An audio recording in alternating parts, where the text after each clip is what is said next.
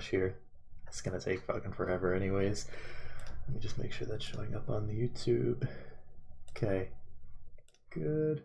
Let me check the audio thing is good. Someone say something real quick. Testing. Yeah, 1, 2, okay, 3. we're good. Testing. I have Your mom.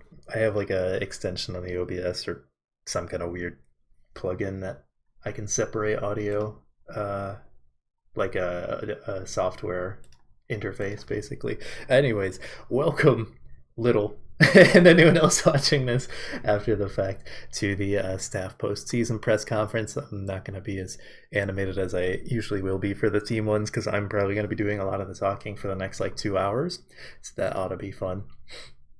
Either way, we actually have a good amount of questions. I think 16 in total were submitted. About 10 of those were me, though. So I have no particular order in which I'm going to be doing this stuff. So I guess we'll start off with like the very obvious one. There's a couple that are asking like, when's season 6 going to happen? What are your plans for like the rest of the year / early next year? So season 6, like I said in the postseason statement's probably going to happen like early 2023. I don't want to wait too long. That should give us enough time to like get a feel for Overwatch 2, especially if there's no workshop code support, which I'm half expecting that to be the case because Blizzard is fucking Papega, and it would be totally up their alley to like take away features and be like, look, Overwatch 2. So yeah. But even with that, I don't think we need anything too crazy. Like even if we can't get the like stats code that we use this season to work and whatnot, if we wanted to, we could just set up a simple competitive rules thing and like work with that. Exactly when, I'm not really sure yet. Probably looking to like start the process no later than like early to mid-January. So like you'd figure draft would probably happen sometime in like mid to late February-ish. Because you figure signups would go like January, I don't know, 15th, and then the draft usually happens like 4 weeks after that. And in the first week of games is usually like a week or two after the draft. I don't want to wait too long, but I also don't want to have it overlap with the holidays because we did that in season 0 and it fucking sucked because we started in October. I think it was actually October 1st. And then we had like a 4-week break between the regular season ending and playoffs because we had like Christmas and then New Year's and then a bunch of reschedules because people were like, oh, I'm on extended vacation for the holidays. So I think there was quite literally like 4 weeks, 3 or 4 weeks of break, which just sucked. That sounds about right. Well, this was before like literally like no one in this chat besides me was in season 0. But like it was painful. It didn't help that Z9 was infamous for trying to reschedule and actually won a few games in the regular season because they just rescheduled, their opponents couldn't show up. But that's a whole different issue. That's why we have the default times nowadays. Every rule has a reason. Yeah, well, I mean, shit, back in season 1 we had at least like 3 or 4 plasma clauses. The biggest of which was that staff could not be on teams. Either way. So yeah, that's pretty much that. Kind of a follow-up to that, and something that I think, yeah, like Gusty and Fimi both asked more or less the same thing, where they're like, is there a chance for a Zero to Hero, like a weekend tournament? Is there a chance for like pugs or just other off-season things? Possibly. If any of you have been following a lot of the staff post-season Twitlongers, we have a good amount of people retiring and stepping down. Ironically, most of them are staying on as advisors and just like chilling. Like Navina wants to stay on advisor, Red Coast wants to stay on as advisor, RMM does, Corpse is just stepping down. I forget if he said he wanted to be an advisor, but I think he does because he wants to like peek at everyone's chat. I think that's the only reason more or why. less, yeah. I think that's like exactly what he said. Yeah, because I know that's why I'm doing it. I don't remember if Corpse said that or not. I know RMM said because he was nosy, but I have no qualms. Let's assume that he did say that. Yeah, so like that's like the thing with advisors, they're literally just there to chill, and occasionally they give their opinions, and it works out perfectly fine because they're not going to be involved anyways. So because of that, we're losing one of the rule keepers, as far as I know. Hedwig and Abraxas are staying on. We're losing all of the division coordinators, which is fun. So that's No divisions. no divisions. So we're definitely gonna have to eventually replace that with at least 2 more people. It's not really that hard of a job. Like once everything's going, but it's just like staying on top of it. You basically become an unpaid therapist for half the teams. It's like unpaid leaker in a way, because like you just lurk in team channels and then just like report if you notice anything from like team management chat or like anything like that. Other than that, just kind of like keep your ear to the ground. But like, yeah, because we're losing those in particular, I'm not too sure. I say that in like both weekend tournaments that we ran, the first 2 Zero to Heroes, I did like 99% of the work. Like I soloed those fucking things.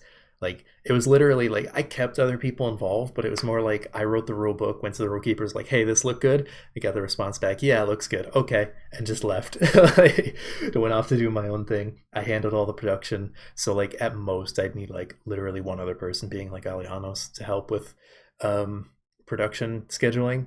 Even though I could do that myself because there's so little that needs to be done. But like at the same time, I'm fucking tired, and I also kind of want to wait and see how Overwatch 2 works out. Just be like, okay, we're gonna do a early December weekend tournament of just like plain Overwatch 2 or something. In terms of pugs, that kind of depends. Like if any of the advisors want to do stuff, maybe. If like I get really into Overwatch 2, which is kind of doubtful at the moment, just because I don't like the monetization method, then maybe I'll do stuff. But it's at least for me personally, it would depend on like how willing I am to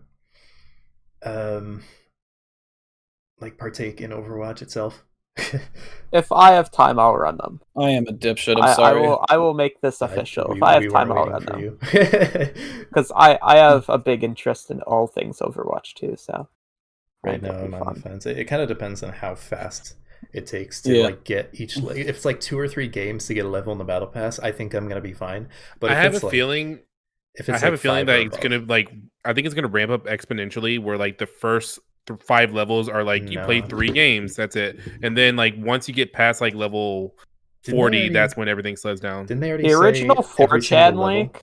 The original 4chan leak that leaked it said it was would take about, I think it said 10 to 15 hours, which is not bad. 55? That's reasonable. That would be crazy good. If it was like, that's not a problem. My fear is like Blizzard would totally be the fucking company to be like, hey, you get 1000 XP per win, so take like by the way, Red Coast, I think they already said every single level is 10,000 XP.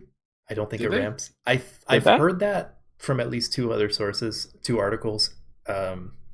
I'd have to go looking, because on that blog post they didn't mention anything at all. That's why they haven't mentioned anything about how long it will take. But I did remember that but some God. A developer went into Super's chat and basically said that we set up that people don't need to grind to get all 80 rewards by the end of the season. Well, they've also gone on multiple interviews and saying that their main focus was to drive up engagement metrics, which it's like, to me, a fun fact for anyone who doesn't know, and most people wouldn't, like when I was in college way before League Zero, I studied independently, not like in college, but I happened to be in college. I studied the gaming industry as like a market, and I hate it when like devs try to do shit like that. It's like 2016 era Ubisoft and EA would do shit like that, where it's like, how about you focus on making a good game that people want to play, so that engagement gets driven up naturally instead of turning the game into a chore, which is what we're seeing a lot with the mobile market right now.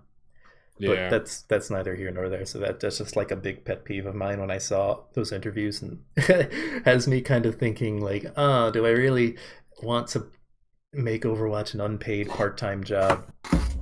I say that and I commit fucking 20 hours a week into this, but this is more welcome out of to passion. League Zero. This is more out of passion. Like, I don't necessarily have the passion for the game itself. We had passion?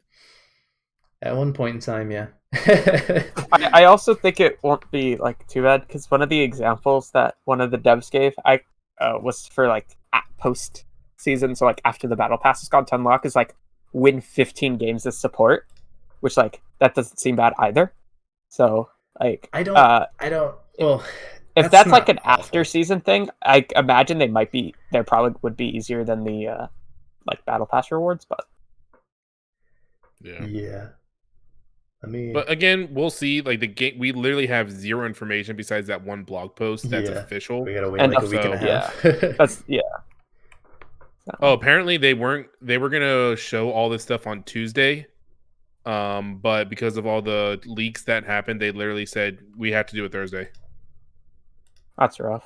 That's why we don't have the cinematic yet for the new hero. That's complete BS. I guarantee you that's someone at Blizzard being spiteful. But I mean, like, whatever. I don't care. The amount of information they dropped. That's definitely something that they would traditionally do in like a stream. Yeah. I don't. But no, that's what they were like. That's what I think. I don't remember if it was ML7 or if it was Flats that said that. I could see Flats because he used to be social media manager for Boston Owl Team. So like he actually had some inside connections to Blizzard. Probably still. Well, he was also there at the summit that they had recently. That too. Yeah. Oh yeah, there was a big another hidden creator meeting. Granted, like most where they found out how tall each person was, and they made like sub-tweets about it. Did you see the pictures of Skiesti in the background, where she's just like not? He looks like a ghost. Yeah, she even said that. I was like, man, that's like. It reminds me of a few people in my family where it's like, smile, I am smiling. But this is my happy face. Yeah, pretty much. Anyways, back to talking about League Zero instead of just Overwatch 2 speculation. Let's see. There was another easy question. All right, someone asked, Anonymous asked, if we're going to do the breakdowns of the All-Star voting. Yes, I can do that. It's just like it's far back on the back burner, and I'm just kind of taking it easy for the next like couple weeks. Just kind of chilling. This is the first thing I've eaten all day. It's so good. Actually, perfect timing. There is a question by Anonymous asking who let Corbs onto staff. That would be me. I single-handedly handled it. Why? Okay, I will tell you this. Mistake. I will tell you this. There was so many fucking reservations about Corbs joining the staff. Like I think for his application, we literally spent about an hour talking about the pros and cons. Talking about like, do we really want this idiot on here? But it turns out, out he was actually one of our best staff. Wow, like, he actually is pretty damn good at his job. We were like, oh, do we really want this idiot on here? But to be serious, like, oh, I know I'm even in the wrong drive. Hold on, it's in my personal drive because I didn't want that. Damn, that's ironic. Damn it. I was the only person in League Zero history to have a perfect application score. You cannot say anything otherwise. Yeah, I do remember that. I think it was. Oh God. No, it was also Navino, but I basically made him a 9 out of 10 because of that. The same shit happened with you too, or someone. I think it was Zachariah at the time who gave you like a 9.9. He's like, no, he doesn't get a perfect 10. We're like, no. I don't even know. But did I get a perfect 10? No, you got like no. Well, actually, no, because we didn't give scores. Or no, we did. Did we? I know I didn't get a score. Yeah, we just brought you on. Yeah, I'm just that base. It was around that time that I did away with we used to give people, even managers, a 1 out of 10 score, except like we started to get like too lost in it. I think that was part of the problem with season 4, going back to that. Oh, yeah. We had a lot of really scuffed manager things. Like I remember QZY didn't get it. It's like I had some reservations about him, but like I also was not very involved in season 4 manager appointments because I would give nightmare. I was in chat, but I was also like trying not to give too much input in the season 4 manager thing because there's like they had a very specific goal in mind, being like the rule keepers at the time and dividing. So I was like, okay, I gave my very like 1 sentence opinions, and then like they just had this weird takes based on almost entirely score. And it was also kind of weird on that one, especially was like there was a lot of 2-year-old incidences that people like were hung up about. Yeah. That turned out to be a bunch of nothing burgers It was weird. Yeah, like looking back on it, QZY ceased should have got manager, and it's like ironically I didn't give them glowing reviews, but again I wasn't like really that involved in season 4's manager thing applications. So like I don't know, it was weird. Ironically, they both did really well this season, which I guess they get their revenge in a way. So we're sorry. I'm not. I wasn't involved. I take no responsibility for season 4. Okay. For not being on staff at the time. You were in fucking Fortunate Sons. Sadly. Clapping cheeks on Tracer, I think it was. I played 3 maps all season. I remember you did well on at least one map because you stuck in my head as like a decent Joseph player. Razor. Oh yeah, it's because I'm like good at. Okay, here I'm gonna complain about Eagle for a second. I love you, Eagle. So I got drafted to play long range hit scan, and they're like, you're gonna play Tracer Hanzo all season, which I had never played. And so the one map I got to play hit scan, I played well. Either way, yeah. Anyways, staff stuff is mostly me handling that, and it'll be the same. The hell. No promises, but I might help out with some administrative stuff here and there. I won't be expecting. The thing with advisors is like I don't expect literally anything from you guys, but if you want to help, it's appreciated. So it's just like zero pressure. It's just with me, especially with I guess spoiler alert, this is one of the questions. I don't remember the exact question was, but for YouTube stuff, I 100% just lost the drive, and it sucked because I really loved making videos for League Zero, even though most of them honestly didn't get watched that much, which I was just doing it for myself, to be honest. But I lost the drive. I tried, I think I tried 4 separate times at minimum in the first month trying making a video, and I literally just sat there staring at the blank screen, not knowing what to do. Which sucks because my last few videos I actually had a lot of fun with. I had so much fun making the stupid announcement video with Pichu and Acri. And some other people that I'm forgetting right now. I had fun making that stupid Bastion video, which actually, funny enough, got copyright striked so hard that it almost made us lose our channel. Yeah. Oh, that's funny. Remember, we almost lost our channel because of it. It was fun. I don't remember losing the channel because of that, but that was one of the things that happened like a week or two after that. Yeah. And so I think that like kind of caused a lot of things. It was fun. But yeah, no, I'm more than down to like I would love to. Hey, first week of Overwatch 2 coming out. Let's do some pugs. I would 100% be down for doing that. Just something low pressure instead of trying to be creative, because dear God, IRL stuff caused my creativity to die. Good. Yeah, I going back on the pugs thing, I don't know. For me personally, it'll depend on how much I'd actually want to like play. Because if I'm not like playing and I'm just hosting, like the preseason pugs like just drained me emotionally to the point where it's like I don't want to be here, but I have to. It was pure obligation, zero enjoyment. When I run pugs and I'm not playing in them, I like turn on Phineas and Ferb, and I watch Phineas and Ferb and host the pugs. And it's a chill 2 hours. Maybe I should just pull a night and like watch anime. Oh my God! Fuck you! We still won that map, by the way. Good I will be proud of that. We won that map. By the way, anyone in the audience, if you ever want to raise your hand and ask dumb questions, you can. We're not dragging people in, so just type your questions in the text. Yeah, that's what I meant. Sorry. Yeah. It's too much effort to drag people. No, you literally click on one button and then you kick them out with one button. You know that, right? I know, but like it's so awkward and it messes with the pacing. So I just decided we'll do the text chat. Okay, fair enough. It's just but better. yeah, but no, like when I would basically have very very chill pugs, because some of my favorite pugs are whenever we have like a impromptu casting where we basically just follow one person and mix storylines. I don't know. To me, it's fun. Man, I offered some like casters this season who are newer to like cast some pugs, and then they just never showed up. So I was like, oh, okay. Wow. So you really want a shot to really bolster your casting career, except you can just ignore it. Yeah.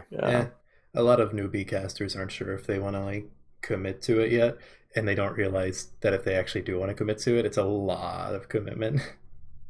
That's why I kind of have stepped back. I'm like mentally boomed from casting like 4 times a week, trying to like. I just didn't commit care. to it. I had like zero aspirations of doing paid gigs, but I like as I stepped down, I got like 6 paid gigs in the like that My bad, following Wi-Fi week. took a shit. You're taking all my paid gigs. No, I actually very specifically pointed those people. I'm like, no, sorry, I'm retired, but I pointed them towards people, and I know for a fact those were like some of the first paid gigs that for the people that I pointed them towards, and they were like, That's "Oh, I'm actually so really cool. excited!" Yeah, I never said like who or anything, so some of those people would never have known, and probably will never know. But yeah, I might have given them their big break in some regards because I just didn't care about going professional in casting. I the other thing that boomed me was I casted CS for like 4 months and made twice the amount of money I made in 2 years of Overwatch. Well, yeah, because CS is like one of Yeah, the but the biggest thing is, esports in the world. Bad at casting CS, Hang on 1 second. and like, and so it was demotivating being bad at casting a game and making money, and being good at casting a game and making 0 money. Yeah, that's just CS in a nutshell. Yeah. Let's see. Oh, this is a thing. So this is one of the ones I submitted. But will you guys do more mid-season tournaments for future seasons, or was that just a one-time thing? I think for season 6 at the very least, we aren't gonna do it. Probably gonna look into doing some kind of wild card just to see like compare and contrast. Because usually we just do like in the past we've normally done just like a hard cutoff of like these teams make it in, these teams don't. This time was an experiment, really championed by Joe for the Toker style mid-season tournaments, and we kind of went back and forth a little bit on like, should we do 1? Should we do 2? It's still the best And then, format. We just had yeah. bad teams. One thing I do want to point out, as well, is that people are like, "Oh, the final midseason tournament's pointless." Like Trolley Gang went from a 5 seed to a 4 seed in that because of that tournament. So, Lobsters would have had a chance to. I think they could have gotten to a second 2 seed if they won, right? Yeah, if they So, won like, the whole thing, they would There have was a gotten 2 seed. potential there for like some serious shakeups. It just happened to be that like the same same intermediate teams more or less, besides beach ball. Plus, let's be honest, it makes making tier lists easier. You already know who's the best team in the league. So, but yeah. Anyways, unfortunately, I gotta head out. But for those of y'all who haven't read my tweet longer, this is my last season of staff or in just League Zero in general. I'll still be around.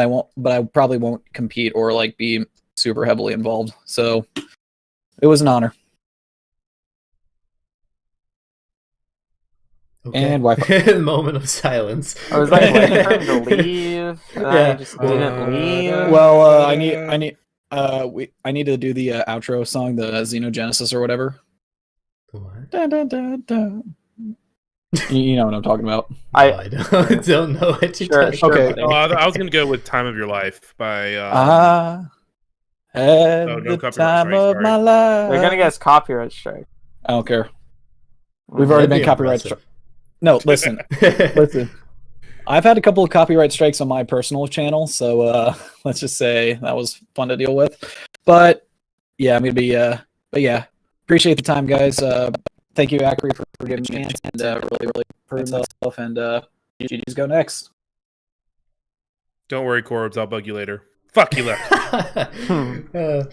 Either way, yeah. For mid-season tournament stuff, potentially in the future, but I think next season we're just going to focus on looking at like a more extensive wildcard thing. I don't know if like every single team can, like the bottom team in the standings will have a chance quite yet, but don't worry. We'll merge the Toker Season 5 format with the Toker Season 4 format. I don't know. Which had play-ins and mid-season. So we'll have play-ins and mid-season tournament. I feel like that's too much. That would take so goddamn long to do. Like the main thing about the wild card is like, do we allow everyone to do it? Because for those who don't know, and the reason why Easy Clap wouldn't shut up about their playoff run this time is because they went from absolute bottom of the standings where they won like a singular game in season 0 to getting 4th place because they made a miraculous wild card run, and it was like actually deserved at that time. I'd say this time around it was just like so many goddamn forfeits and everything, and the competition in advance really wasn't there, minus Red Veil. Oh, you don't remember season 1 Plat Chat? That too as well, but that was more so just because everyone made it, whereas season 0, not everyone made it, but they had to earn their way in, I guess. Granted, it was a scuffed ass format, where it was what was it? Yeah, the bottom 2 teams face each other in a single control map. Winner of that went on to face the 6th place team. Winner of that went to face on the 5th place team, and then the winner of that went on to face the 4th place team in a first to 2, or not first to 2, best of 3, I think. What? Yeah, but it was all control.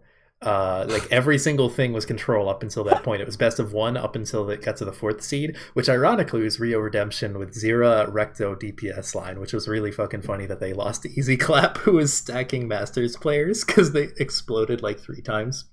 So yeah, that is the silliest format I've ever heard. It was incredible, and then from there it went to those 4 teams, plus like that team that won that, plus the top 3 from the regular season, went on to play like normal best of 5s with like actual formats instead of just control. Do you guys remember in Overwatch League season 2 where they did a tiebreaker for best of 5, except nobody got to watch the game? Oh yeah, For I don't the remember stage of playoffs. who was in there. It was Seoul Dynasty and insert other team here that didn't qualify. Yeah, I don't That's remember. funny. I wonder if like that game got recorded. Like I wonder if it exists. Probably not, knowing the Overwatch. Anyways, I'm gonna go ahead and head out, guys. Again, you'll see me hanging around. I might do some things that are fun, but you guys have been fun, and sorry again about this season, but I'll see what I can do to make up for it, okay? No worry, Ducks. At least I'll be here rambling for like another hour and a half. I don't know. I'll be here. So, good luck. So yeah, we want to avoid that kind of thing with wildcard, but like, you know, if we can get like, I don't know, if we have like an 8-team division, for example, and you can get like the 5th and 6th place teams a chance to like play in and get into a bracket or something. Something like that for a wildcard. We'll experiment around with it and talk about it. But we want to at least try the wildcard thing and see like, do people like that better than the mid-season tournaments? And then I had a Val game. What I was late. Wait, we're the only ones here? Yeah, everyone else had to leave. Oh, they already left. Okay. Yeah. Let's see. We already went through a lot of the more simple questions about like season stuff. Now we can start getting to, I think most of the other ones, the serious questions that remain are about like controversial things. Let's see. What's a good one to ask? No, that's a meme one. I'll save that one for later once we talk about all the controversies shit. There were no controversies. Only Don't controversial worry, people. There were a good amount. Yeah, that's true. So season 4 had a big problem with most of the staff being inactive. How would you say things have changed from then till now? Ironically, I'm the only one here who was around in season 4 to really talk about it, at least from the staff team's perspective. In particular, ironically, it felt like the roles kind of reversed between season 4 and 5, and I'll get more into it like later down the line. So we have some other questions that I submitted to answer about that, but like season 4 was kind of shit show. Yes, but the reason it was a shit show is because a lot of the staff team who like burnt themselves out in season 3 just decided like their heart wasn't in it, so that's why there was so much complacency. Actually, looking back, and I have no idea why I was as active in like the suggestions channel at the time, because I would like argue with people like little, and it's like I wasn't even involved in these conversations. Why am I trying to defend these decisions when I didn't even make them? Because season 4 I was like, okay, rule keepers and all them are trying to do like new philosophy thing, which I'm always going to harp on looking back on season 4, but like they had this like very specific plan that they wanted to do. So I was like, okay, well, I'm just going to focus on production because that's like very explicitly against what I think should be done, but I want to give them a chance. Spoiler alert, they fucked up the chance, but that's neither here nor there. Whereas like season 5, I'd say the staff definitely really cared, but like not the entire community, but like portions of the community, advanced in particular, and maybe a small portion of intermediate, just like their hearts weren't in it. And maybe it's because we're so close to Overwatch 2 and it's hard to take it seriously when like all the pros, including the semi-pros and contenders in Open Division and the upper tiers of Open Division at least, are playing Overwatch 2. But I don't know, I felt like that definitely took away from this season in some regards. I think it was still a decent season. Like in the grand scheme of things, I put it like above season 0, but not quite as good as like seasons 1 or 3. I mean, I like season 2. I personally like season 2 a lot, but I guess I'm biased because that was my first season. And it was such a shit show. But like, I just want to like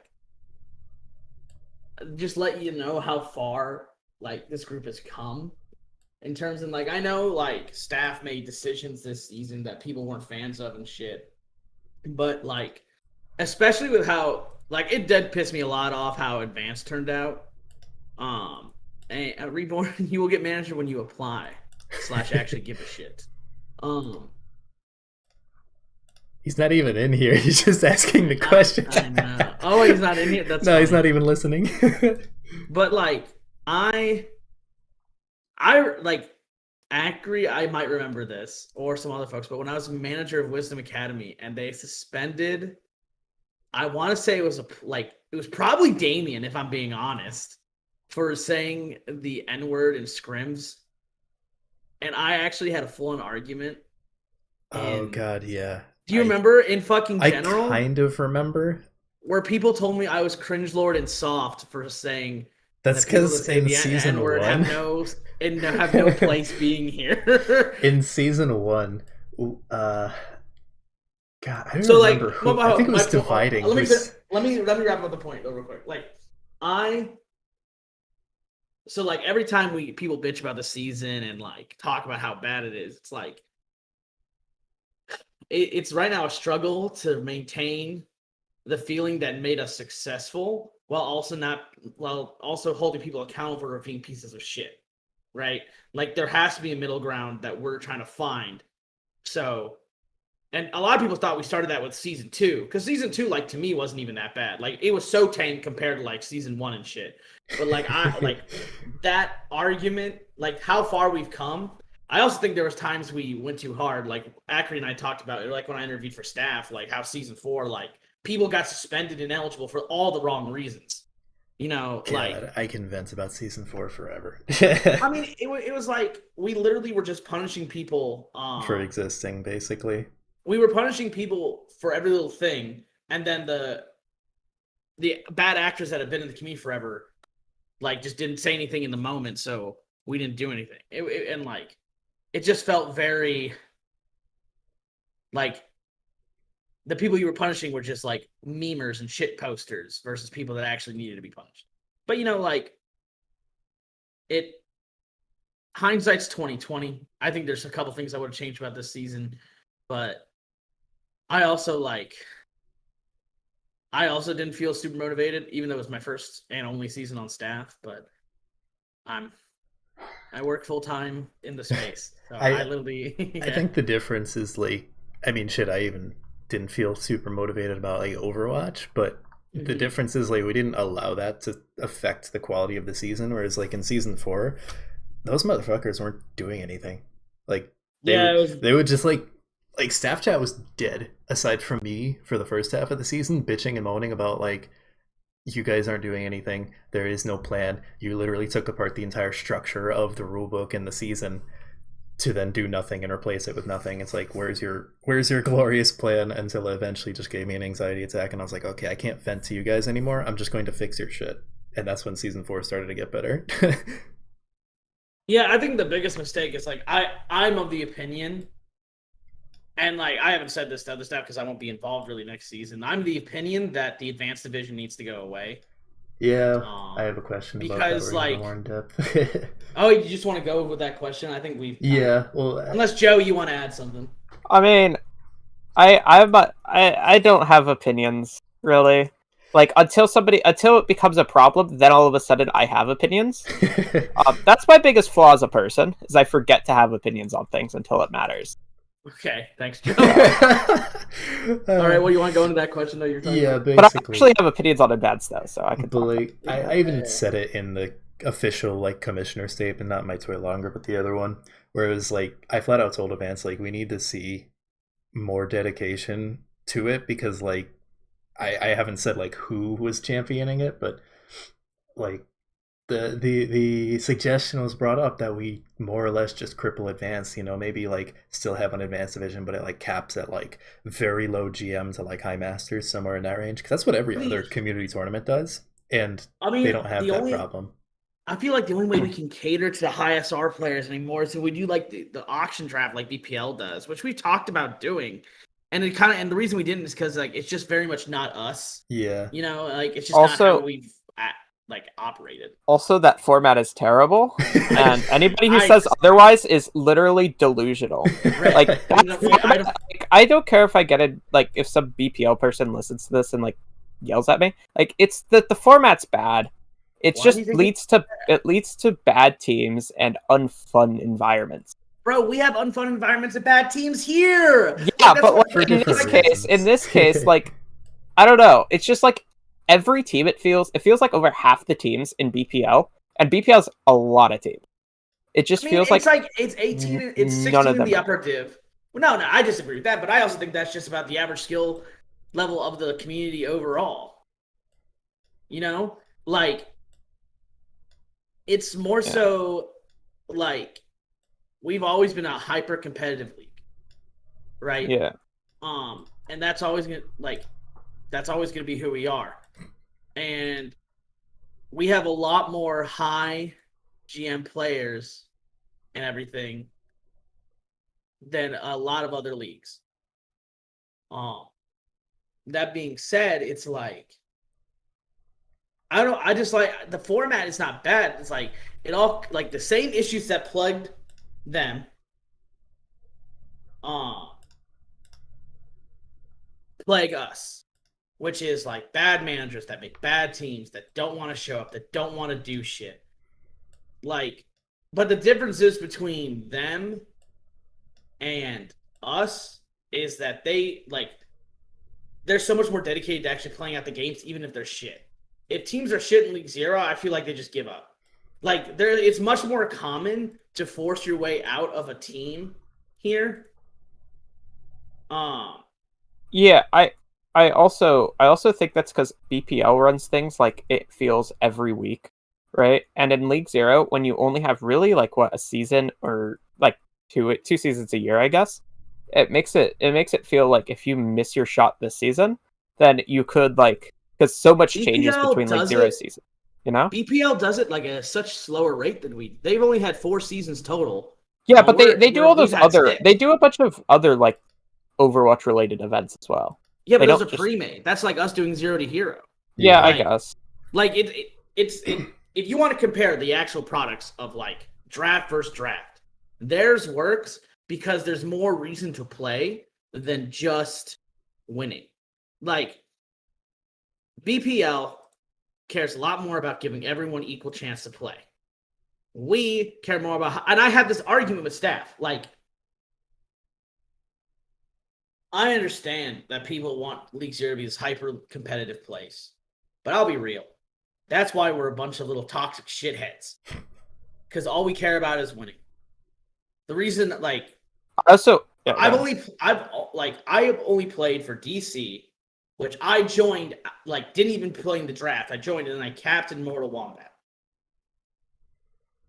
I've never hated being on a bad team so much than being a Mortal Wombat because everyone made it, like, so personal to be bad. Like, it demotivated. And that's what we do at League Zero. We demotivate motherfuckers because we're just like, oh, you're bad, you're not worth my time. Like, that's how I feel. Like, when you look, like, we have access to everyone's team chats, like looking at like Engage or looking at Beach Ball, like it is demotivating.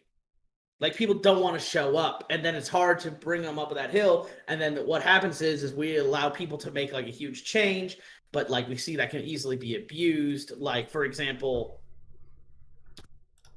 I mean, frankly, like me coming into DC, like literally in season 3, like I don't think we make grands if I don't come in and help Tyler IGL, you know? And like,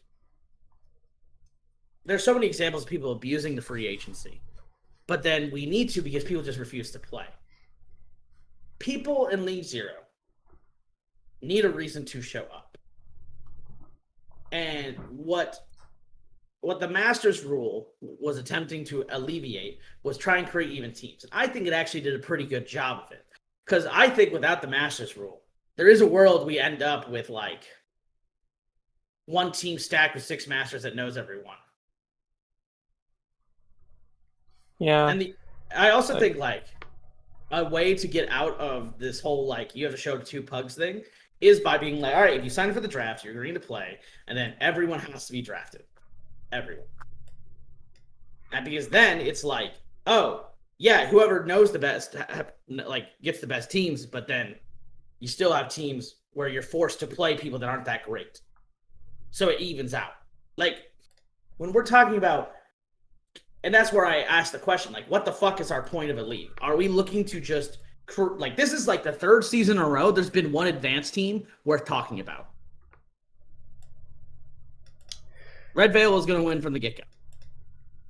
Powerhouse last season, and then who won season 3 advanced? That was San Francisco. Although in season 3 is where the problem definitely started, but there were a couple of teams who were like actually giving them a run for their money, like Chengdu Chads. You had Love Muffin who would randomly, but like it's progressively gotten worse to the point where it's like it's hard for me to argue in favor of like let's keep the advanced division the way it is, because and like that's why I put the onus on the advanced division players. Like, look, you guys actually have to fucking try and not just like phone it in all season. Let's just talk about the fucking Bakanje trade, where Bakanje forces himself out of his own team because he wanted to go play with friends, even though Trigger depended upon him. Like, Bakanje's a little bitch for that. Like, truly, you're a little, like, if he listens to that, you're a little bitch for that. Like, I got benched in Mortal Wombat and sucked it up. And I was the captain. Yeah. I also think I think also part of the reason is as the player base has dwindled, the people that still are playing Overwatch have that type of mentality I've tend to find. And I just see it like on other spaces online as well. Most people who are still playing Overwatch, there's a good majority of them who are toxic like that and have that type of mentality. And I think that just like is reflected in how a lot of people are treating the league. Yeah, I think it's exacerbated the problem, but it honestly is something that like Dividing even noted in or like after season 3, where it's something where like how do we remedy the situation without just like saying okay, go compete in open division and get the fuck out of here, right? Like I don't know what the solution is outside of like doing a 0 to hero where like we have a paid tier of like this is for like $200 prize, you know, or whatever, something like that, and like you can have the higher. But like the problem with that is, and I know this explicitly well, is like the process of getting a tournament license for that would take like 2 months at least. And it's like, is that really worth it? And also, I think like if people are going to play the 0 to hero, they're like, why don't they just go play open division, right? Like because it's the same reason you play any other like fucking amateur tournament. It's for fun. Well, yeah, but I'm saying like in the like higher like levels, most of those players are played open division or contenders, like a lot of, and then they're also playing League Zero, right? It's like League Zero usually a lot of people use it to practice to get like time in like matches that feel like they matter a bit more. But also to say that I agree with you. Like I truly think like the hard cap at this point should be like 3,800 and just be like, all right, everyone under 3,800 go in. All right, because that was like the season that I liked the most was season 33. We had novice, intermediate, advanced. I was starting at 33, like season 3. Yeah. You know, and advanced capped out at 3,800. Fuck the experts, dude. Like, honestly, you guys don't show up to games. You're a bunch of children. Like, whenever I interact with most of you, Like, most of you just, like, treat me like shit and say stuff and then act like you're the victim or some bullshit, or, like, act like you know better than me. Like, and for anyone wondering why I'm talking like this, it's because I'm not going to be staff anymore. Like, go fuck yourself. Well, like, I truly hated most of my time on staff because of interacting with fucks like Advanced. Don't worry, the intermediate division will get their comeuppance in a little bit. I have words for them too, but like you have words for them, but like even so, like at least intermediate, like here, as much as you and I argued about intermediate for the season, at least they gave a fuck of enough to do something. Like at least it's some activity, even though I don't necessarily agree with it, right? Because like people, like you know who you are, who are in my DMs for days, upset with the decisions we made. Like I get it, and I will tell you in my 4 years of being a TO, and now I do it for my job, no one's ever happy with the decisions we made. What you make as a TO, it's just kind of fucking part of the job. But Advanced, just the apathy just was sad. And then instead of trying to make something better or do something about it, they just either bitched their way off the teams like Bakanje, or they just sat back and did nothing.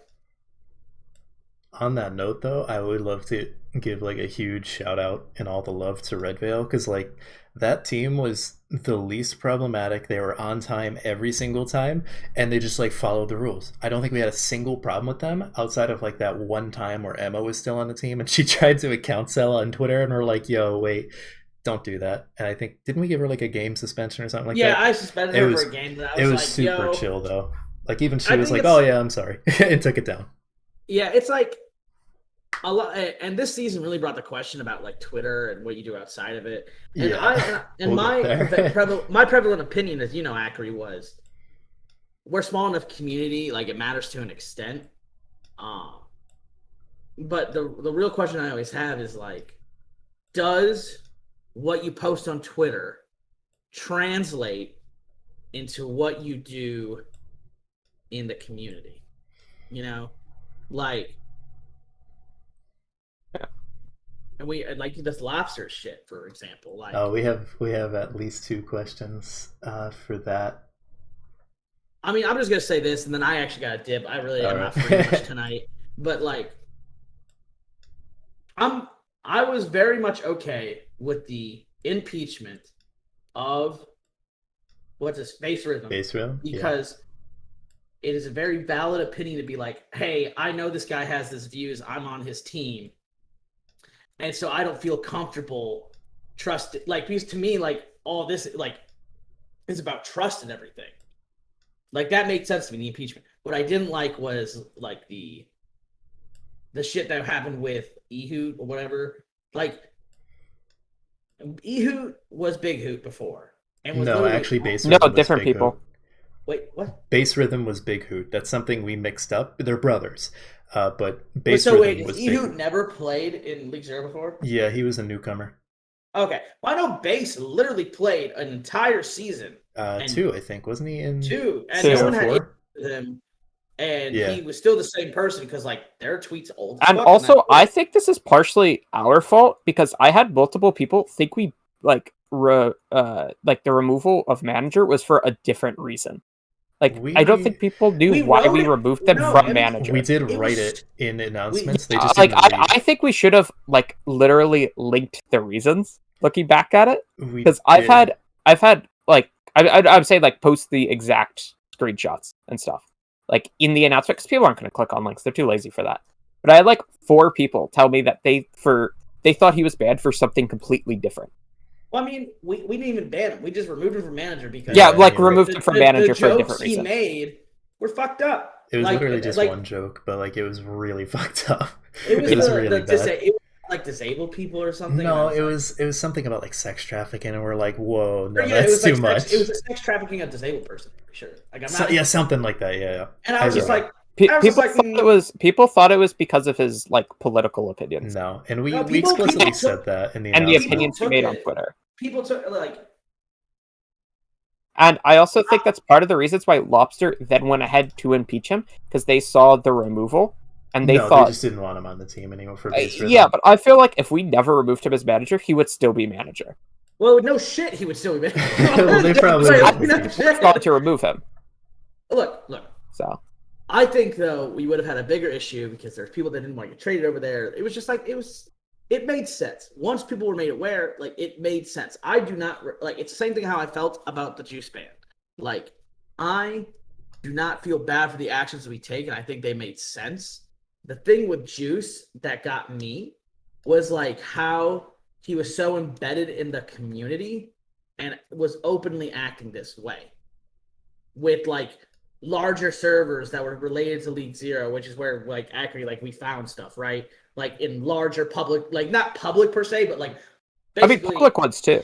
Yeah, like, and I was just like, this guy is a known representative of our community, and he's doing this shitty stuff. So like, we need to take a stance, you know. And there was a lot, and frankly, there was a lot less shit posting and a lot less like shittiness in League Zero, I think, as a result of that. So I want people to make a change. So like, if Juice can prove that he's a better person and like learn from his mistakes, it's like, yo, man, like I fucked up and I want to, and I understand that being in this community is a privilege. Like that's what people need to understand. Being in this community is a privilege. It's not a right. Like you, like if people want to play here, they need to treat other people with respect and like humility. I don't feel like Juice did that. I feel like a lot of advance doesn't do that. Like, I feel like most people online don't do that, but that's a different conversation. Yeah, but like the difference between like if I go into a rank game, yes, I want decent respect, and I can get upset and I can report in Blizzard, whatever. But I can't control that. What I can control is who's in this community, who is interacting with the people I care about here that want to have a space to play and get better at the game. Yeah. I felt like we have gone away from that.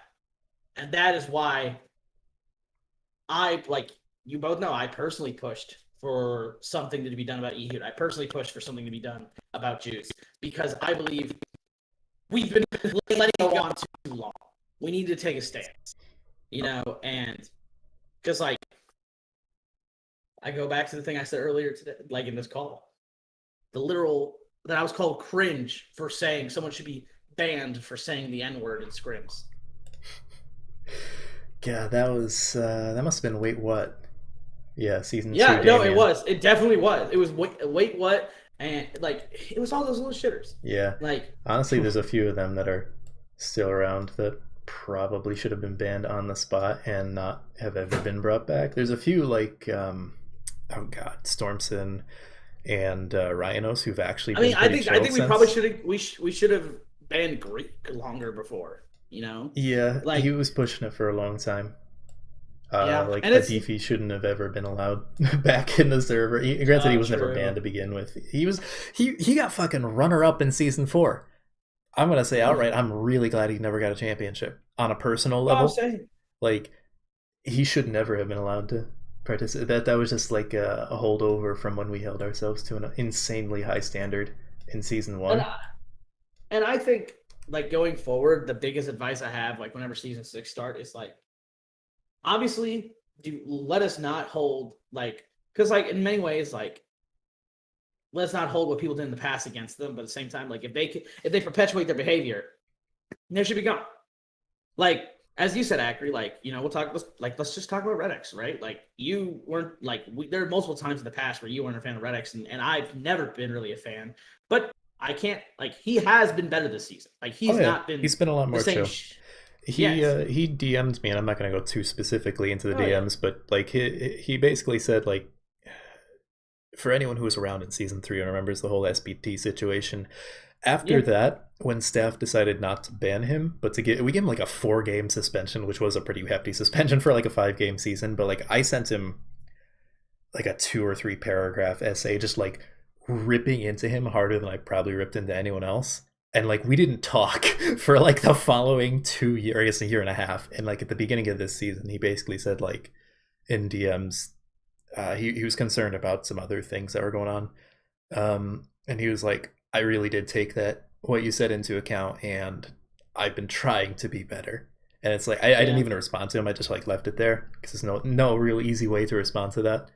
But like he was better, you know. Granted, he still has that perception. I think he definitely does not have the best relationship with a lot of the intermediate crowd, which led to some borderline harassment, which I'll get into later for the other side of that. But like, yeah, and I think, and this is where, like, you know, and the argument we had about that Acri was like, this is where I'm like, why do I give a shit what they're doing on Twitter? You know, at the same time, and you and I did, I think we all, it was very like split down the middle of the admin team, and I don't know, like, I struggle to sit here and say that people sometimes don't, like, even if they're better now, if people, like, there are definitely people like today that are definitely better that I still give a lot of shit. Like, a really good example, honestly, is the argument we had in staff about Cough Drop. Anyone who talks to me knows. Oh yeah. I dislike Cough Drop with a burning passion. I like Cough Drop. Cough Drop's a homie. Because he has said, he is like the textbook example of what I don't want to see in a League Zero player. Or at least he was like a year and a half, 2 years ago. Yeah. You know?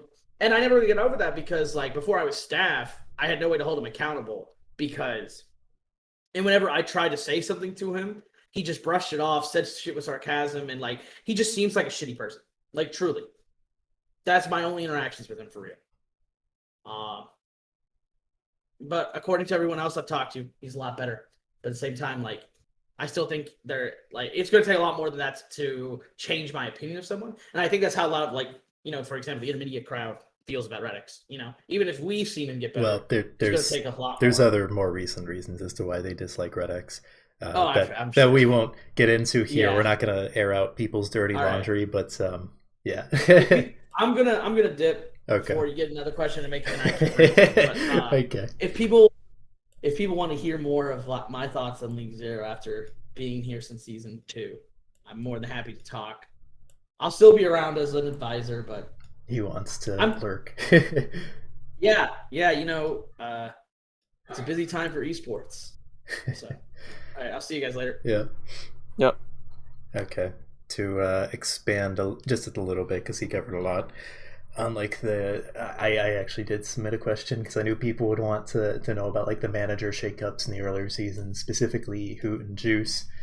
With Ehoot, it was really just what it looked like on the surface, where like a select few people really did not want to wait, even though like I think we're just gonna add this in the rulebook, be like, please give staff at least 24 hours to go over things, because like we were like looking at everything. We got like dozens of screenshots in our situation room of like Ehoot tweets, and it's like, look, personally I think these political beliefs make him an asshole, but like we're not gonna crucify someone for wrongthink, you know?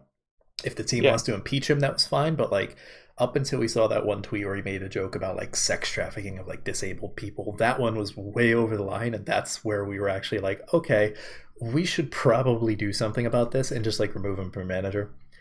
But like prior to that, in particular, I'll just call him out, like fucking Slimal in particular. Like he went so goddamn overboard. Like he was pinging him in general chat here. He went into the Lobsters Discord and was like pinging him there. He went on Twitter and blasted like every single thing he did. He went on like at least one of their platforms, like blasting him there. It's like, bro, we told you, like we specifically, I think it was Navino who went into Slimal's DMs and it's like, bro, chill. We're talking about it. It's just going to take a little bit of time because we were also working on at least like 2 other situations at the exact same time. So it's like, bro, we can only focus on so many things at the same time.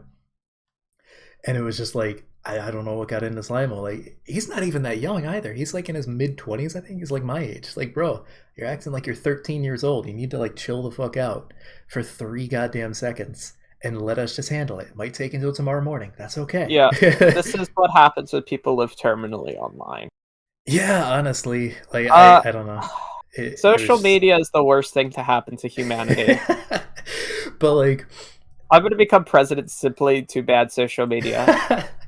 But like, yeah, like Slimal in particular was like the worst offender in that case, which is why he got like a 2-game suspension, because we just needed to like bitch slap him upside the head and be like, chill the fuck out, because like that was hardcore witch hunting. And quite frankly, he's lucky he didn't get banned, because like we had a lot of smaller cases of witch hunting where we just like DM'd people and were like, yo, stop, and most people did. But like in all honesty, I think it might have helped if we got a little bit harder. Maybe not in like just banning Slimal in that first attempt, but like actually giving people like map suspensions, game suspensions. Especially, I didn't say much about the Slimal stuff at the time, but like my thought was I wanted to ban him. I didn't say like anything in staff chat about like banning him. I think I said I wanted to ban him, but I was gonna leave it up to staff to vote. Yeah, I would have said something if it got like to the point like it appeared that nobody really thought we should ban him, but if other people wanted to, I would have like pushed for it. But like, I think at that point we were like a little bit afraid of like is the group that like is vehemently trying to get Ehoot and Baser them out going to like throw backlash at us, and it's like at the same time, they for sure would have. At the same time, looking at it now, I don't know if we should have cared. Like those are the kinds of people that I don't really want in this community. Like if they're gonna chill out, and this is like a call to Slimal if he happens to watch this after the fact, I offered like at least 3 or 4 times over the course of the preseason for him to like come to my DMs. The last time he's DM'd me is like 2020, I think, for season 3. So like he never actually tried to engage in like staff DMs. And we had multiple people like fucking Drowsy, Squirrelben, who like were super calm in a situation. They collected the screenshots, which is where we got most of them from. And like they were very calm about it. They were collected. They weren't freaking out in general. They were like maybe freaking out on our DMs a little bit because they were worried, but like they approached it the exact right way. We're not going to like punish people for being like, hey, this person's maybe not the best to have as a manager or whatever. That's fine, but like the thing we had a problem with is like in particular Slimal and a few other people that got away with it was just like going fucking ham on like general chat in like Twitter. It's like stop. It's just calm down. Public witch hunting is like my least favorite thing that seems to be normalized in a lot of these communities. Yeah, and like you see it all the time, all across the communities where people will like pull up the smallest things and they'll make like a big hoopla about it online on like public spaces. And honestly, like after this season, particularly with the intermediate division, that's going to be something like I want to crack down on really fucking hard. So like the norm is probably going to be like some kind of suspension right off the bat. Quite frankly, I'm still kind of mad. Like pivoting this over to the Red X situation where we had people like just memeing on him really fucking hard. The only thing we did is I DM'd Corey, like I think after they had already stopped, and I was like, you're making fools of yourself, just like shut the fuck up, because he said multiple times he didn't want to interact with them and they weren't even in the conversation. Like you can have whatever opinions you want on Red X, but the fact of the matter is they were getting really close to, if not witch hunting, at the very least harassment. And it's like, I don't care what Red X has done in the past. That's like a completely separate situation, you know. It's like I think a large group of people who quite frankly I thought more highly of before this season lost a lot of my respect personally. And it's really a shame because that included like at least 2 of our 3 standout community figures. And it's like, what the fuck are you guys doing? Like, I don't know. That's something that I really want to like discourage moving forward. Not like outright banning people who just like do that shit, but like being more hard ass about it, because it's just we can just ban them. No, but like we can like just pull a Horizon League and the league can fall apart because we ban everybody and there's nobody to play anymore. But like I know for a fact I had quite a few people in intermediate and advanced, mostly in advanced, but there were a few people in intermediate as well who DM'd me over the course of the season, like concerned about this group in intermediate of like large group of friends who were just like taking matters into their own hands and trying to be like the judge, jury, and executioner. So they just like harass people they didn't like out of the community. And that just does not fly with me. Like I'd rather have those people gone than the people they were harassing. You know what I mean?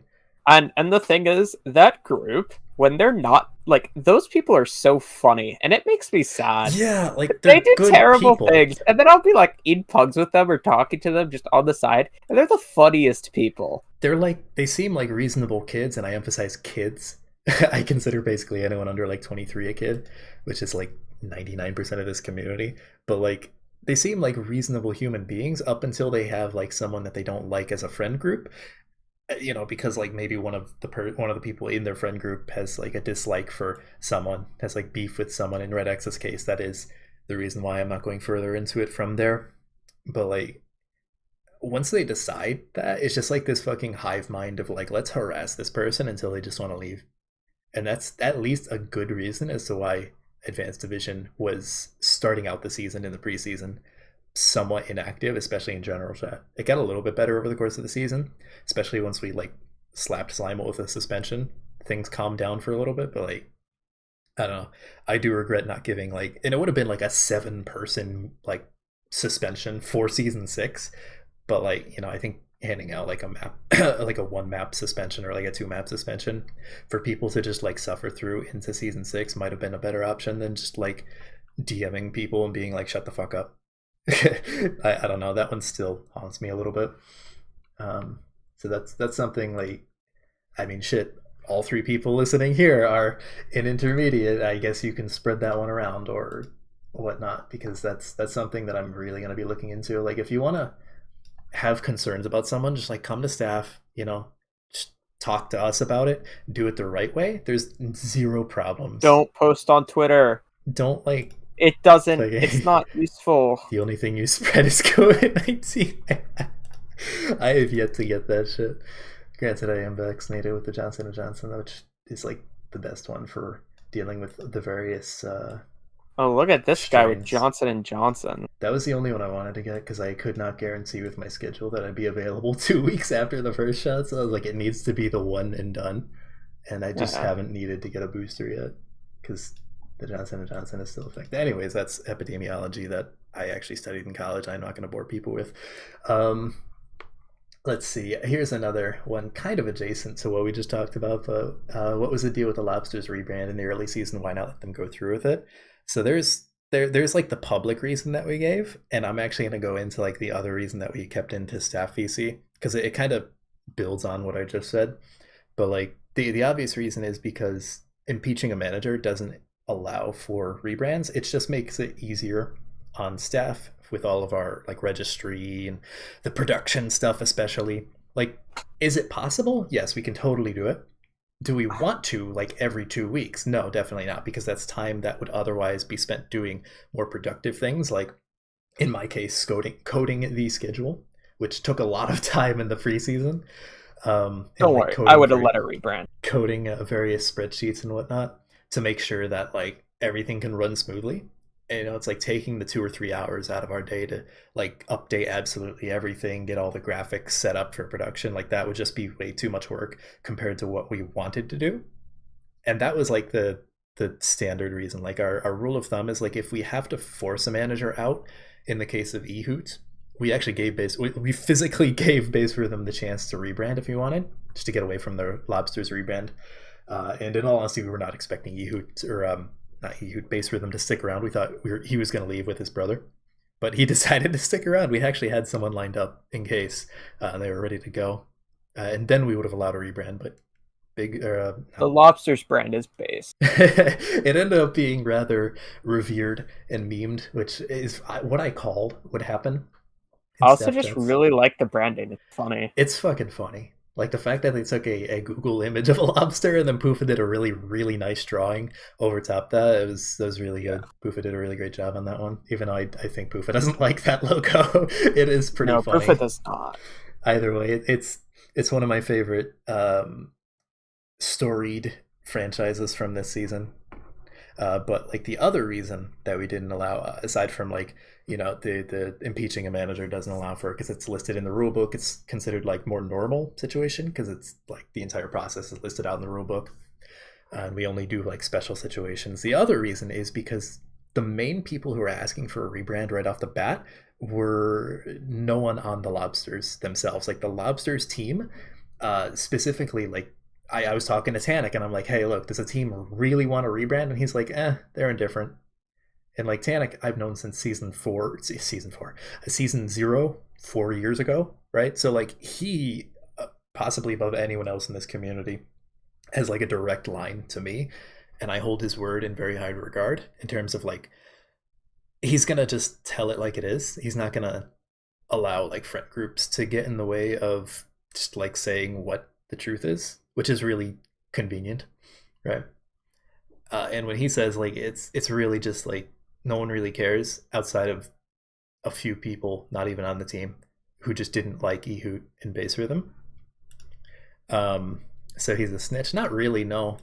I don't ask him for like snitching things. It's more so just like, how are people actually feeling? Because sometimes what they say to staff is different from what they actually feel.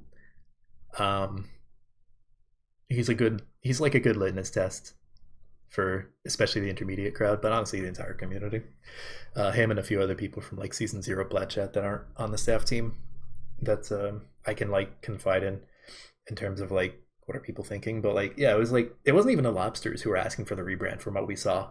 Like Kurt was offered manager after the impeachment because that's who they wanted to manage, and we told him like right off the bat like this does not come with a rebrand. You know, we told him in the same message of like, hey, we'd like to be your manager. This does not come with a rebrand, yada yada. And he was like, okay, I'm a little bit disappointed that I can't rebrand, but it's fine. And he still took the position, so everything was hunky dory. Um, and like outside of a little bit of memeing, whenever other people would ask, it was mostly like Beach Ball, Blind Eye Society, and Meerkat Collapse who are asking for the Lobsters to rebrand. It's like, why are you guys talking right now? Like, what? What? You guys are not in this conversation. It reminds me a little bit too much of season 2 Geometric, where the One Trick Wonders Geometric semifinals shit show that we don't like to talk about. Where basically like we were going back and forth between like a reschedule and just playing the game out because they had technical difficulties.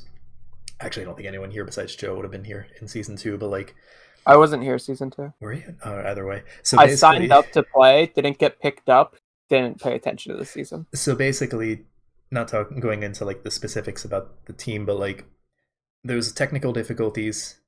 They kept going back and forth on like rescheduling or playing it out. They decided to reschedule. Other teams got involved in the novice division at the time and basically soft forced it to turn into a play it out. And this was like an hour after they had already decided to reschedule to the next day. It was a huge mess, and it felt inherently wrong because Geometric had ended up they had Smurfs and they were suspected of having Smurfs, but we couldn't prove that. But that like made them the villains in the novice division, and it just was like after the fact we looked at it and we were like, why are any teams besides One Trick Wonders and Geometric actually talking right now? They were like so heavily in on the discussion. Like Wisdom Academy, ironically, Navino was one of the people who was like in on the discussion because he was so used to being a moderator in GGNA at the time that he was just like trying to insert himself. It's like, no, what we should have said is just like, everyone get the fuck out. We're just going to talk to these two teams and hash it out, and whatever they decide is going to happen. And that's kind of like the mentality that I had going into the Lobsters rebrand. It's like the Lobsters aren't even asking for it, and now even if they do ask for it, we don't know if they actually want it or they're just doing it to appease the other teams in their division. So even at that point, if Lobsters started to ask for it, we would have said no, just under the circumstances that like other teams wanted it more and potentially would have soured the situation, right? Like we don't know if Lobsters actually cared, if they actually wanted it. And ultimately, it really didn't matter because the branding obviously transcended the original two managers. Right, so that was like the big reason why. You can agree, you can disagree, but ultimately I am rather happy with the end result of that. It felt like we made the right decision. There were some particular decisions early on in the season that I am very uncomfortable with looking back on.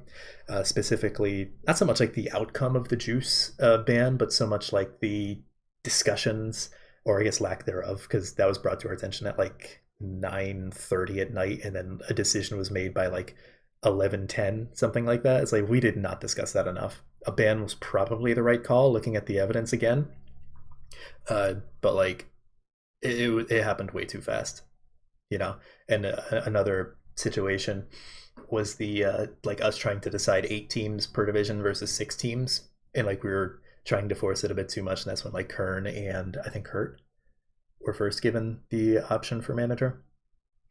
Was like that they came about looking at like incomplete data because I couldn't figure out how to code the spreadsheets yet, and we just were like down to the wire. It's like we should have just like waited 2 minutes to let me get the coding down, Whereas like pretty much everything after that situation, the 8 teams versus 6 teams, that's when I sort of decided amongst the staff team, like I'm gonna force us to just slow the fuck down. And I think pretty much every decision since then has at the very least been thoroughly discussed, and I'm relatively happy with. Like there wasn't anything that felt like earth-shatteringly bad after the draft itself, and that includes like the not allowing the Lobsters to rebrand and stuff like that.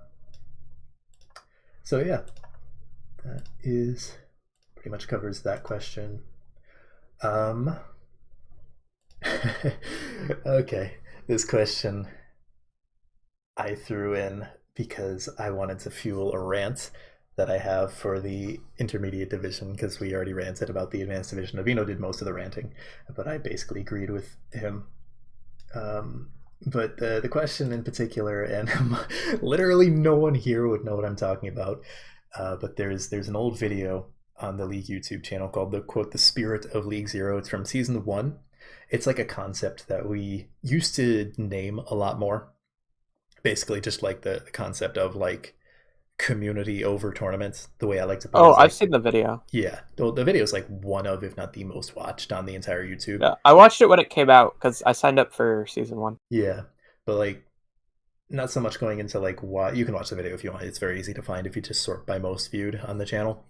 There was like a situation early on in season 1, and we like handled it, and that was basically my attempts as production head at the time to like get across to the community that like, hey, look, we're definitely trying, but you got to like play ball with us, right? Like this is a cooperative effort. We're all just volunteers here, and whatnot. Like the way I like to describe it is like we're a community tournament, as opposed to like in season 2 or season 3 where like Shund and Dez and them would like to call us like an amateur Overwatch league or whatnot. I like the term community tournament better because it implies like community comes first, tournament second. And the other part of the question is, do you still think that the spirit of League Zero is the same back as it was in the 2019 like season 1 era, or has it changed over time? I think definitely after this season it has changed quite a bit. Not like because of this season, but because of who pinged me. Wasn't any YouTube presence in season 5? Yeah, so we answered that a little bit when Ridecoast was still here in the first half hour. Basically, Ridecoast being the main production head who's responsible for the YouTube stuff. Since I took on commissioner, I used to be the production head who did the YouTube stuff. I did like everything, but I also did YouTube stuff. Ridecoast just kind of like lost motivation, tried multiple times to do like special projects and just couldn't. We had a weekly show lined up. It would have been Pufa and Nikos hosting, but Pufa I think got caught up in managing as well as just like real life shit, and then Nikos didn't want to have to solo carry, so then nothing really happened about that. They would have brought over, they have like some small show that they did in Flux Cup that was apparently wildly successful for Flux Cup, and they were going to bring it over here. It was more like laid back and whatnot, more joking. It was around. The only thing in Flux I watched last season. But basically everyone besides Nikos got boomed and just like didn't do anything. And it's like, certainly myself as commissioner, I couldn't do things. I was the one like updating the spreadsheets and actually coding the spreadsheets and like making sure all the stuff is in order. So it's like I couldn't take time to do it, and I'm one of the only people that just like goes out of their way to do things that no one asks me to do. So that's kind of the answer to that. Going back to like the spirit of League Zero thing, I definitely think like over the course of like the past couple years, say from like season 4 onwards, definitely like, especially like the intermediate crowd, it feels like they don't care as much about like the community aspect, and they treat it more like a tournament, which is sad. I think that's part of the frustration that people like Red X and the advanced division have with the intermediate crowd, is like the advanced crowd are nostalgic for like the season 1 era where it was more like a community, but they're also not doing anything to help that, like bring it back. They just want it back. In the intermediate crowd, despite a lot of them having been around since then, you have a lot of these people who just like sacrifice competitive integrity. Like I will say there's at least 24 people from the intermediate crowd who are like longer term veterans. Names. There's too many to count, but like 5. As I describe it, you could probably guess. So I mean, Joe, you know, because I've complained about them in admin chats, but like there's a good amount of people who've been around since like season 2, maybe some of them season 1, who like remember when we tried really hard to make this a community thing, and like focused very heavily on the community thing, and just like didn't really seem to bother them. You know, they would go off and just act in like their own selfish interest as opposed to like what was best for the community. And I think like this whole thing doesn't work as well if people aren't going to act in good faith. I also think a lot of that early community, really from season 0 and like 1, because I was vaguely around. it really felt like it was the dividing YouTube community that just happened to be in the League Zero server, and I feel like it never managed to like transform into its own. Like it definitely is, but it feels like it's more of like just the generic tier 4 like draft league community, and it kind of feels like League Zero never was, or like it definitely has a community, but it struggled to establish like a strong, healthy community that is first, like you said. It feels like the community is just there because there is competition rather than the competition being there because of the community. Yeah. Well, it's funny you say it felt like the dividing YouTube community. As someone who was heavily involved in the original dividing like Discord server based around his YouTube channel, they were very separate. Like there was some overlap from obviously season 0 where it started. Yeah, but what I'm saying is, like, I felt like everybody who's in League Zero was there because it was dividing, like, quote-unquote, dividing tournament, right? Rather than, now people are just in League Zero because it's League Zero. If you get what I'm trying to say. Yeah, I don't know. It's not even, like, everyone, especially the advanced crowd, even the newer people, seemed, like, fine with that, you know? I think because they're all higher SR, they were, like, under the impression that it was just there to like be chill and whatnot. I think like Red Veil in particular was a good example of that. Just like, you know, they showed up on time, they weren't problems, they were perfectly cheery and like active in chat and whatnot. You don't even need to be active, but just like not be assholes. Like there's 2 people in particular I'm not gonna name, but like I know for a fact they were conspiring to rig the standings, rig a match, basically like throw a match to rig the intermediate standings, and we basically just let them get away with it because their plan had fallen apart. How the standings ended up was basically out of their control, but it's like they flat out admitted to it, and I really regret just not banning them on the spot. Like I talk a little bit about like, oh, we needed to crack down more on like the witch hunting and the toxicity and the harassment and like throw out more suspensions, but like those 2 situations or those 2 people in that one situation, I really think we should have just banned, even if it fell apart out from underneath them. Because if they were given the opportunity, they admitted flat out to being willing to do it, and it's like, yeah, maybe they should have just flat out gotten banned. I'm not gonna say specifically who. but some it's not hard to find too if you're curious. Some intermediate folks will probably know who I'm talking about, but like flat out, like those people in particular are never getting staff, they're never getting manager, which is really sad because in some cases I would have been willing to give the manager this season if they had applied. And like now they just completely ruined that because that flat out should have been bannable, and we're going to be very cautious about them in the future regardless. I definitely think it it's not that it should be bannable, it definitely was bannable. Oh yeah, definitely. Like, it was very much within our ability to ban. I don't even remember why we didn't raise a stink about it. I think it was just because like, oh well, whatever, they didn't get away with it because the universe conspired against them. I don't think that should have mattered. They flat out admitted to it. Yeah. Did you guys ever find an incentive? So the reason was because they didn't like a particular team, so they wanted them to be lower in the standings. So they were going to help their friends on a lower team who was around the same level in the standings. But as it turns out, the way the standings worked out, their friends' team could not surpass the other team that they didn't like. So it was just like really stupid and petty, and it was like they should have gotten banned. And honestly, it's gonna take very little for them to slip up in order to just like flat out ban. Because like I'll say it again, I don't want those kinds of people in the community, like them in particular. Like a lot of the intermediate crowd, I'm like unfortunately keeping at arm's length. And this isn't like a lot of the new crowd. I mean more like the older crowd from like, you know, seasons 1 and 2 who just like randomly decided to be assholes this season to people they didn't like, and like get together and try and witch hunt the shit out of people they didn't like from the advanced crowd, or even some cases from the intermediate crowd that they were on the different teams that they didn't like. But like there's a few cases like that where like some people that otherwise would have been potential managers or maybe even staff if they had applied are just like flat out blacklisted. Like this is one of those people I would have pushed very hard to get really any position of power, because like I respected them very highly, and I think they're like, even if they did end up getting into one of those roles, they'd probably be good at it still. But because of this, it's like, yeah. Like the problem is, it's kind of two pronged. Maybe if Toker ever exists again. Like the problem is kind of two pronged. Where half the like, Toker games are rigged anyways. It's like I don't know if they would want to, or I don't know if they would care. But it's like this kind of shit needs to.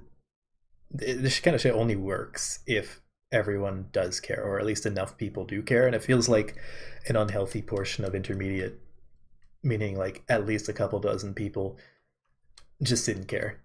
And I don't know how to solve that other than just like cracking down on that behavior and being like, look, you're not allowed to be assholes. So I don't know.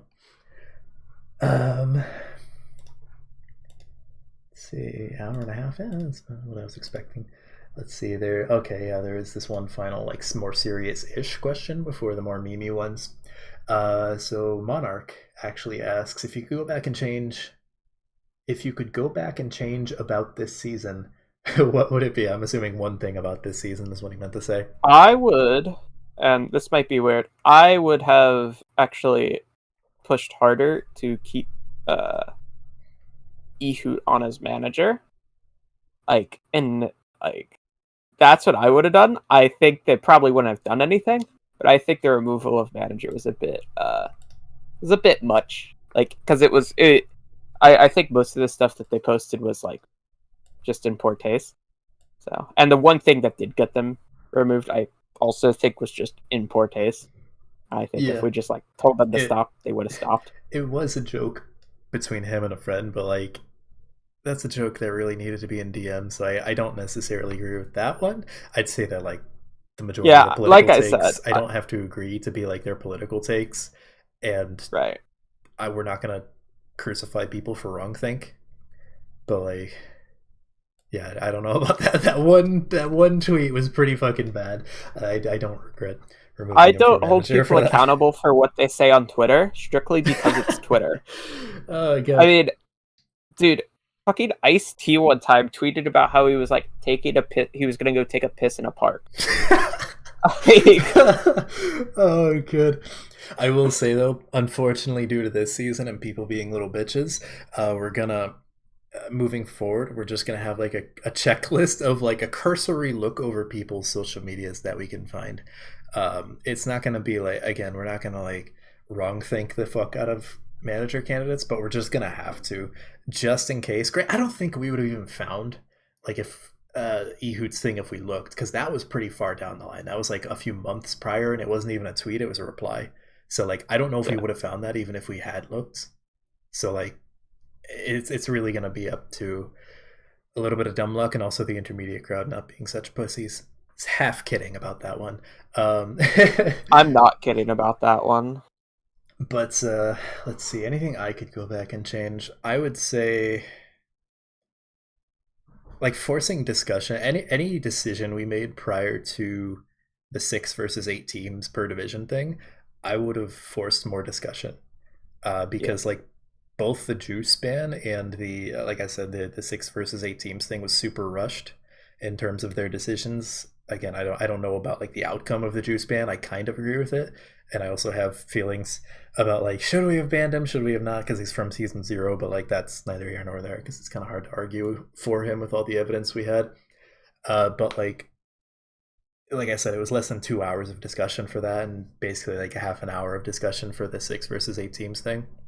Part of the reason for that was because I forgot about the 6 versus 8 teams like thing until you mentioned it in like staff chat the other day. But like part of the reason for that is because and this is gonna sound funny, but like obviously after season 4 I took over as commissioner, brought on staff, yada yada, and we did 2 weekend tournaments. I alluded to it briefly before, but like I did basically all of the work for the weekend tournaments. Like I solo carried both of them, including production, because we didn't have Alianos at the time. like I would keep other staff involved, but like I was the one who wrote the rule book, and I would just like send it to I'd like ping the rule keepers and be like, here, look this over, tell me if there's anything wrong. And like after a day or two, they'd be like, no, it looks good. So like I'd be doing everything. And up until the Juice situation in the preseason, I think it was like almost immediately after we appointed him as manager. I think it was like that night that the situation unfolded. Like up until the Juice situation, so you're talking manager appointments, staff was really inactive. Like no one was really doing anything. And I was starting to get really concerned that I would just have to like solo carry the entire season, which is not possible. Like the difference in effort between draft season and weekend, like any like pre-made tournament, regardless of how long it lasts, is night and day. Like the pre-mades, there's no real onus on staff to like babysit the teams. If they self-destruct, it's their problem because we didn't hand-pick them. Whereas in a draft league, it's so hands-on, and like you have to take responsibility for the people you put into power and whatnot. And like we of course hover in the team discords and like just keep an eye on shit. If you think staff aren't actively looking at what you say, you're dead wrong. But because staff up until the Juice situation was like super inactive, they just like suddenly kicked into action. I was like, oh shit, they're doing things, and I didn't want to ruin that by like shutting them down on something that felt rushed. So I just kind of like recused myself in that situation. I even have like the message somewhere. I was like, oh good, you guys finished the vote on it, because I was going to recuse myself from it anyways, because I needed more time to think. And that should have been the gut reaction to say like, okay, we need more time to think. But I didn't. And it wasn't until the 6 versus 8 teams thing where I was like, okay, wait, this is like terribly wrong. And everyone's just yelling at each other at this point in time, because we had like the teams and managers from the original 6 teams like yelling at staff. Navino was yelling at them. You had people in general chat yelling at each other like, this is a good idea, this is a bad idea, yada yada. And I was just like freaking out to the point where eventually I was just like, okay, I'm gonna go with my gut reaction real quick and tell everyone to shut the fuck up. And I spent like maybe 20 minutes viciously Google searching how to do the fucking formula I ended up doing to sort by in the public draft sheet, the page that has like the people who completed all the requirements and are fully eligible currently for the draft. I couldn't figure out how to do that. And I was trying for like a week up until that point. So I was just like, okay, everyone shut the fuck up, let me do one thing. And then I did that, and I saw there wasn't really enough people for 8 teams. We would have had like 4 free agents. Yeah. Well, each division had like between 15 and 20 people undrafted, so that would have been like barely enough for 2 teams. And yeah, we had I think low. 1 free agent minimum per role as well. Something like that, yeah. It would have been very slim pickings for the draft in that case. So I was like, okay, I made the executive decision. I even put it in the staff vote to the decision to go back to 6 teams. That was just me unilaterally saying, okay, we're doing this. But like that was based on a little bit more thought. And from there, I sent this like giant ass essay to staff saying like, from now on, I'm going to be forcing discussion. So like nothing moves forward without my express okay.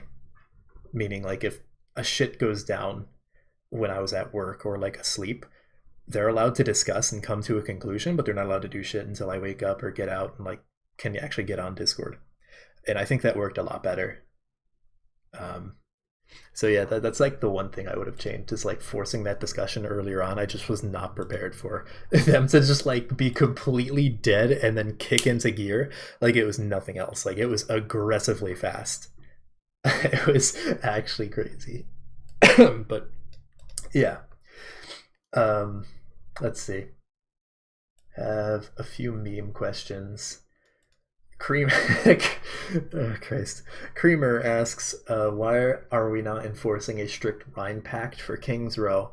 That is between you and your opponents. If they're not willing to play Rhine. This is the most basic suggestion in League Zero history since somebody suggested 3-3 lock. Oh, good. I mean, if you want to mold about Melbourne playing ball comps, that sounds like a thing that needs to be a thing that you discuss with Melbourne in particular. That needs to have been a thing. Ball on King's Row is boring. Thank you, Frick. Very insightful. I mean, just get good. That's literally the Reinhardt map. It's just fucking beat the ball. Play stun brawl, go May, Kree, or not Kree, Cassidy. I'm never gonna get that fucking name correct. It's always gonna be Kree in the back of my mind. Because I hard analyzed the game for 4.5 years before the name change came in, so I'm always gonna get tripped up on that. Play like they should have named him Dale.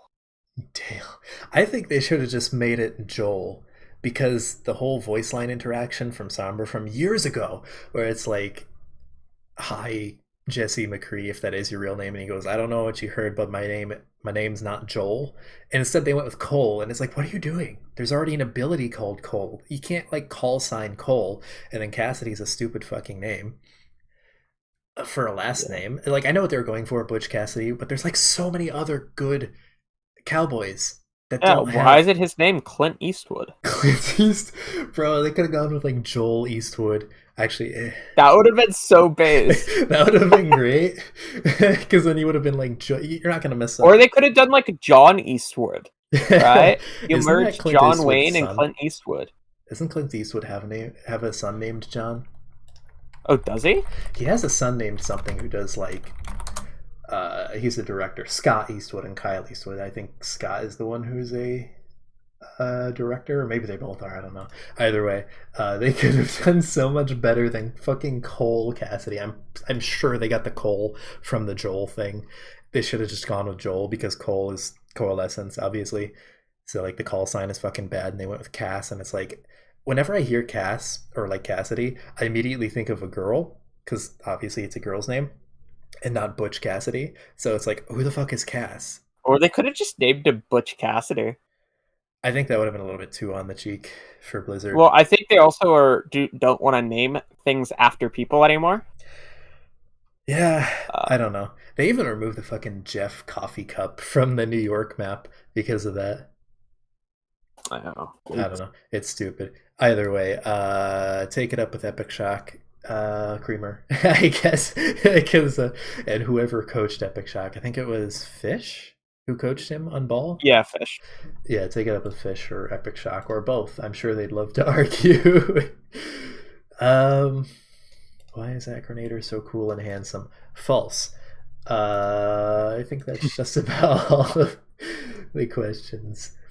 Unless anyone watching has any questions, meme or otherwise. But I don't imagine there are some, because we've been rambling for, mostly me and Nev have been rambling for an hour and a half now. I've been here. He's been here. He's given insight. I've been playing Tetris. Oh, Christ. Either way, thank you all for tuning in live, for those of you that did. And for anyone watching, thank you for we got something. Is there any plan to reform the league in some way? Seems like people got mad somehow. That I think mostly is tied to the intermediate shit, witch hunting, because they got mad because they wanted to witch hunt people. And then advanced, certain portions of advanced got mad because they were getting witch hunted. Yeah. Also, people in every community league, there's always people that get mad. It's just a side effect of doing large community leagues. Basically, so, yeah. I think it's just more prevalent this season because the fact that there weren't that many teams, right? And then so you have people who are mad, and it just becomes more prevalent. Also, I think just the entire community for Overwatch in general is kind of fatigued at this point because we're waiting for Overwatch 2 to drop. There's 10 people that play Overwatch. God, fucking Bun's one of them. She grinds the shit out of comp, which is really funny to me. All these people who I've played with before, and who are not very good at the game, are GM now because nobody's playing the game. Oh my God. People are climbing like crazy because nobody's playing. It's so funny. That's funny. I don't know. We'll have to see how Overwatch 2. That technically was another question. Is like, how's Overwatch 2 going to change things? And it really depends, right? For me personally, I'm gonna have to wait and see like how Overwatch 2 pans out, because like I don't know, I've never really committed a ton of time to like playing Overwatch. Yeah, but like I'm gonna play a lot of Overwatch. If I end up being, I like Overwatch 2 betas were so fun. Like, I didn't even play the betas, so I can't say. Like, I played 3 games just to get footage for a YouTube video. So the betas were really good. I don't think you would like them. It does not seem like the type of game you would enjoy. I don't know. It's hard to tell, because I do enjoy Overwatch, and I did enjoy playing Overwatch, but last time I unironically played it was the gameplay. The gameplay honestly felt pretty different to me. Like, apparently Jotes felt more Overwatch 1-ish. But like the entirety of the first beta felt like a different game. Yeah, well, that's because everyone didn't know how to play it. Like, I remember seeing footage of like streamers and stuff, and all the games were more or less deathmatchy, but then like Overwatch League in the exact same patch was actually very similar to Overwatch 1, so I think it was just like people didn't know how to play it. I don't know. We'll have to see. I don't like if Overwatch 2 ends up being okay in terms of like monetization, in terms of like how long it takes to unlock the new heroes, you know? In particular, that's like one of my biggest gripes with Overwatch 2 right now. It's like level 55 in the battle pass is fucking stupid, but that feels like a holdover from Activision as opposed to like the OG Blizzard crowd, which would have been like, oh, let's put it on like level 25 and then put a legendary skin at like level 50 and then put like a I don't know, like or like an epic skin at level 55. Yeah, and then like a legendary on 80 or something like that, you know? So it's like mythic skin is the no, I think that was always going to be behind a paywall, but that one's fine because like that's it sounded like it was a battle pass like thing. Yeah, that you could get, but like through the battle pass. No, I think that's the premium battle pass version. Oh yeah. That's I bet but like OG Blizzard would have just charged $60 for it. Well, yes and no. I think like the OG mentality of Blizzard adapted to this would have been like give you the hero earlier in the battle pass so that everyone can engage with it, and then from there it incentivizes you to then grind to like get cool things for that hero, right? Not putting the hero itself behind the paywall, because that's just scummy. But like if it's only going to be like 10-15 hours to get up to level 55, then I like, okay, fine. But like someone like me, ironically the crowd that does have the most disposable income and could actually bankroll the game, and if they actually tried to tailor their monetization to people like me, they'd make a hell of a lot more money. I don't play like just one game. I've never really played just one game since like I was 13 and playing World of Warcraft, right? I mean, nowadays I play like Destiny 2 if I want to grind something. I play Trackmania if I want to try hard on something. I play like Genshin Impact if I want to just be hyper casual, and I play Overwatch if their monetization is good, because that'll probably just be another like fun thing. I'd love to continue playing Overwatch, but not if the devs keep making the same balance mistakes that they did in Overwatch 1 with like consistent utility creep, like heroes like Junker Queen or potentially a new support that just do too fucking much and create goats in 5v5 somehow. Junker Queen is apparently getting heavily toned down. That's more like numbers nerf than utility nerf, though. They need to like take away. Well, I think the utility is okay if the numbers are significantly lower on her. Like, I don't think her utility is inherently broken. I think it is. They need to strip. And apparently, the new support is incredibly mechanically intensive. Yeah, that's fine. So I've like ML7 was talking about how he felt like he was struggling to do things. Oh yeah, I know. But like because of how hard the hero is, but when you're good at the hero, it's like the problem being is like Blizzard created the traditional trifecta, right? Of like tank healer support or tank healer DPS.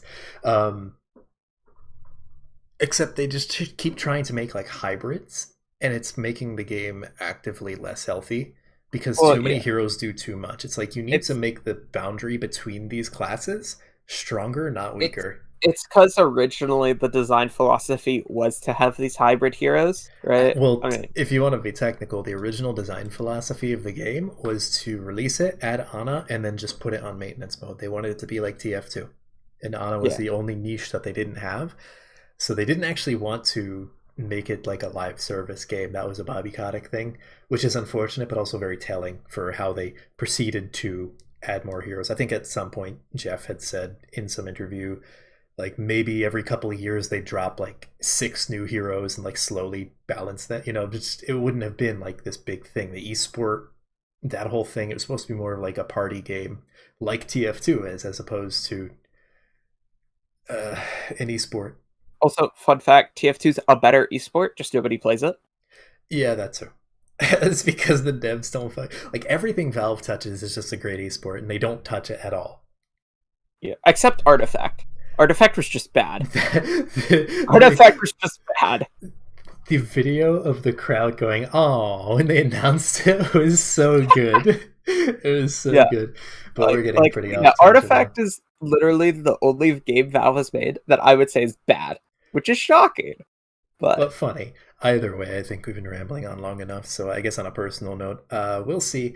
If Overwatch 2 it doesn't have an extremely terrible monetization method, I'll probably stick around past Season 6, but honestly, if it's like, oh, you need 50 hours, 1 hour per level of the Battle Pass, I'm probably not going to end up putting 50 hours over the course of 9 weeks, and I'd probably just dip after Season 6, but like, I don't know. We'll see. Interesting time for Overwatch 2. I hope this time next year the franchise is not completely dead because Overwatch somehow manages to fuck it up. Because, to quote one of the worst CEOs in esports history, this is the chance. Noah Winslow from the Los Angeles Valiant from Overwatch League Season 1, for anyone wondering. Anyways, that's all we've got. Thanks for watching. Tune in tomorrow for some press conference. I forget which team.